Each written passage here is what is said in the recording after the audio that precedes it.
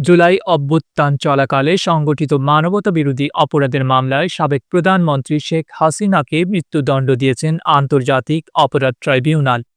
৩টি অপরাধের পৃথক অভিযোগে তাকে এই দণ্ড দেওয়া হয়। এছাড়া আরও ২টি অভিযোগে তাকে আমৃত্যু কারাদণ্ড দেওয়া হয়েছে। সোমবার ১৭ নভেম্বর বিচারপতি মোহাম্মদ গোলাম মর্তুজা মজুমদারের নেতৃত্বাধীন ৩ সদস্যের আন্তর্জাতিক অপরাধ ট্রাইব্যুনাল ১ এই রায় ঘোষণা করেন। এছাড়া সাবেক স্বরাষ্ট্রমন্ত্রী আসাদুজ্জামান খান কামালকেও মৃত্যুদণ্ড দিয়েছেন ট্রাইব্যুনাল।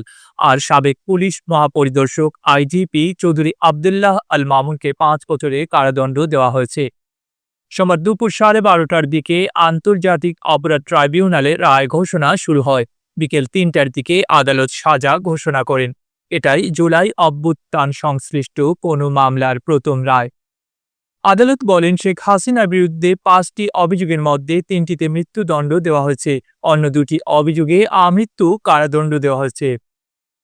অন্যদিকে আসাদুজ্জামান খান কামালের বিরুদ্ধে ৩টি অভিযোগের মধ্যে ২টির জন্য মৃত্যুদণ্ড এবং অন্য একটি অভিযোগে আমৃত্যু কারাদণ্ডের সাজা ঘোষণা করা হয়। সাবেক আইজিপির ব্যাপারে আদালত বলেন, তার অপরাধও মৃত্যুদণ্ডযোগ্য, তবে তিনি বিচার প্রক্রিয়ায় সহযোগিতা করায় এবং রাজসাক্ষী হওয়ায় সব অভিযোগে তাকে ৫ বছরের কারাদণ্ড দেওয়া হয়েছে। শেখ হাসিনার বিরুদ্ধে হত্যা, ষড়যন্ত্র, উস্কানি ও ঊর্ধ্বতন নেতৃত্বের দায়ের অভিযোগে বিচার হয়েছে। সুনির্দিষ্টভাবে ৫টি অভিযোগগুলো হল: গণভবনের সংবাদ সম্মেলনে উস্কানিমূলক বক্তব্য, হেলিকপ্টার ও প্রাণঘাতী অস্ত্র ব্যবহারের নির্দেশ, রংপুরে ছাত্র আবু সাইদ হত্যা, চানখারপুলে হত্যা এবং আশুলিয়ায় হত্যা ও লাশ পোড়ানো। এগুলোর মধ্যে শেষ ৩টি অভিযোগে আদালত তাকে মৃত্যুদণ্ড দেন, আর প্রথম ২ অভিযোগে তাকে আমৃত্যু কারাদণ্ড দেওয়া হয়।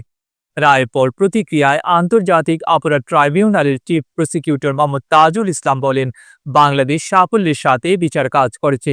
তাজুল ইসলাম বলেন, বাংলাদেশ সকল আন্তর্জাতিক নর্মস, আন্তর্জাতিক স্ট্যান্ডার্ড মেনটেন করে ক্রাইমস অ্যাগেনস্ট হিউম্যানিটির মতো কমপ্লেক্স অপরাধের বিচার করতে সক্ষম এবং বাংলাদেশ সাফল্যের সাথে সেটা করেছে। যে ধরনের সাক্ষ্য প্রমাণ এই আদালতে উপস্থাপিত হয়েছে, বিশ্বের যে কোনো আদালতের স্ট্যান্ডার্ডে এই সাক্ষ্য প্রমাণগুলো উতরে যাবে বলে মন্তব্য করেন তাজুল ইসলাম। তিনি বলেন, পৃথিবীর যে কোনো আদালতে এই সাক্ষ্য প্রমাণ উপস্থাপন করা হলে আজকে যেসব আসামিকে শাস্তি প্রদান করা হয়েছে তারা প্রত্যেকেই একই শাস্তি প্রাপ্ত হবে।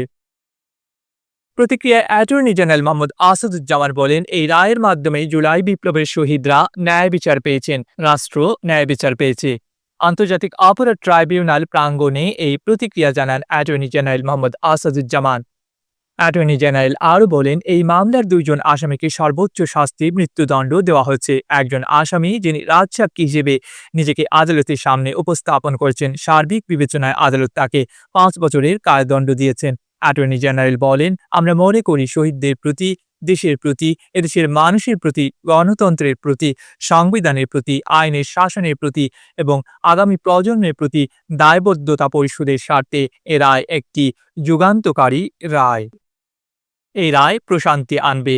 এই রায় ভবিষ্যতের জন্য একটি বার্তা। এ রায় বাংলাদেশের ন্যায় বিচার এবং আইনি শাসনের জন্য একটি মাইল ফলক হয়ে থাকবে। যেদিন থেকে শেখ হাসিনা গ্রেপ্তার হবেন সেদিন থেকে সাজা কার্যকর হবে বলেও জানান অ্যাটর্নি জেনারেল। ডেস্ক রিপোর্ট, আধুনিক কাগজ।